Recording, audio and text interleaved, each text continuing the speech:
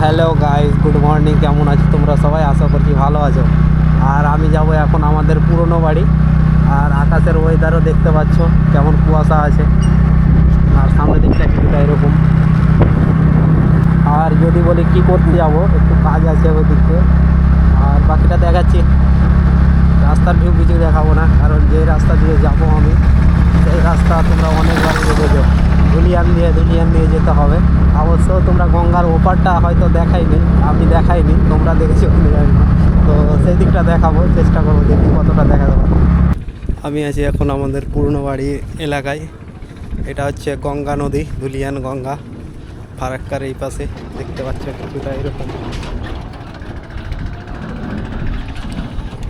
আর আমি আছি এরকম জায়গায়। এইটুকু টোটোতে হেঁটে যাব মাসিদের বাড়ি। এখান থেকে বেশি দূর নেই।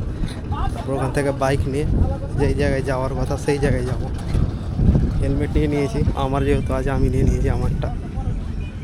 দিক দিয়েও যাওয়া যেত, কিন্তু আমি যাব এখন এই দিক দিয়ে, একটু কাছে হবে। রাস্তা ঘিরে দিয়েছে নাকি না ঘেরেনি। এইটুকু হেঁটে যাওয়ার পরে টোটো পাওয়া যেত। এইখানে টোটো ছিল, কিন্তু আমি এখানে চাপিনি, ওই দিকটাই চাপবো। কারণ এই জায়গা থেকে অনেক সময় টোটো ছাড়তে দেরি হয় নৌকার কাছ থেকে। একটু ওই রাস্তার দিক থেকে এই করলে, মানে যেগুলো চালু টোটো, সেই টোটোতে চেপে যাওয়া যাবে। এই জায়গাগুলোতে আমরা কত ঘুরেছি। এইখানে এই জায়গাতে আমি যখন 12-এ ছিলাম তখন পিকনিক করেছি।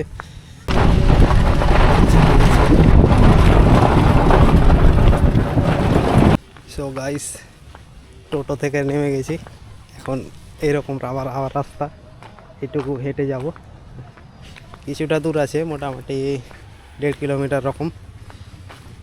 এইটুকু হাঁটার পরে মাসিদের বাড়ি থেকে গাড়িটা নিব, তারপর আবার বেরিয়ে পড়বো হেলমেট পরে। এবার রাস্তাগুলো দেখাবো আমার হেলমেটে এখানে লাগিয়ে ক্যামেরাটা। সো হ্যালো গাইস, এই দেখছে গাড়ি, বাইক আমি অনেক দিন থেকে চালাইনি, এটা চালাচ্ছি বাইক। এবার রাস্তারও কিছু ভিউ দেখাবো তোমাদেরকে। এই দেখতে পাচ্ছ, আর আমি আছি এরকম জায়গায়। এইগুলো চারি সাইডে শুধু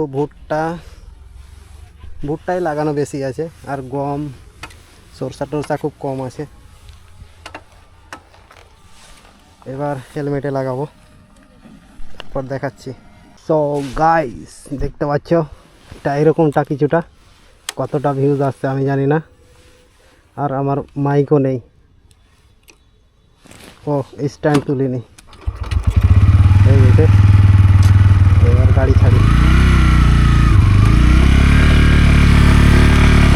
গিয়ারে কত গিয়ারে আছে জানি না, এখানে নো ফিউল দেখাচ্ছে।